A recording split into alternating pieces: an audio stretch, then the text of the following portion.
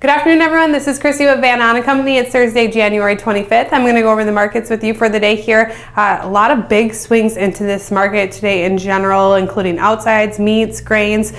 Biggest swing is going to be the soybean market. So you're up about anywhere from 6 to 7 cents and then tanked down 4 cents, came back here 5 cents higher, but only able to close steady on the day. So a lot of movement into the bean market, and that's what happens when you're kind of in a technical driven market right now.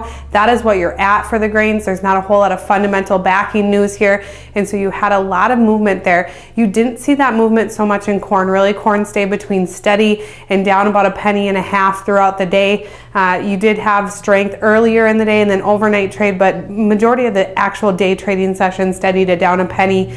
And then the wheat markets moved quite a bit too, closing about 1 penny to 2 cents higher. They were up about 5 to 7 at one point, down 1 penny at one point, but overall just struggling to get through these next price counts. There's a lot of resistance we're facing right now. Meat markets, you actually followed cold storage. So cold storage came out yesterday after the close, a little bit friendly cattle, a little bit negative hog markets, and that's how you traded majority of the day. And then about midday you broke the cattle market hard, so went from being up slightly to down limit, closing just off limit lower for live cattle, down over $3 in feeders.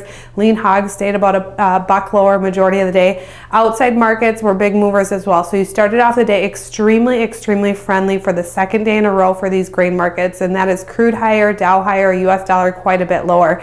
US dollar kind of came down, hit some price counts that a lot of people were watching, which was that mid $88 range. And what you had was towards the end of the day really started to reverse that market and went from being down 60 to 70 cents to being actually up about 20 to 30 cents. So big move there. And then the US dollar, or the Dow market, traded both sides as well, up about over 100 points down, and then actually came back towards the end of the day. So you have a whole lot of movement. Same situation in crude oil, a lot of strength there, faded off by the end of the day. So these markets just seem to be getting a little bit on the touchy side, and usually that hints at just the technical trade and the technical trade and then managed money and investment flow moving through these markets. We do get export sales for grains tomorrow. Typically they are Thursdays, but the government shutdown moved them back a day, so we'll get that, and that should be a big report, as all eyes will be whether that US dollar being as low as it is, levels we haven't seen since 2014, will start helping our demand business. I do have to close with a disclaimer: trading in futures and options involves risk loss, may not be suitable for all producers. Have a great day.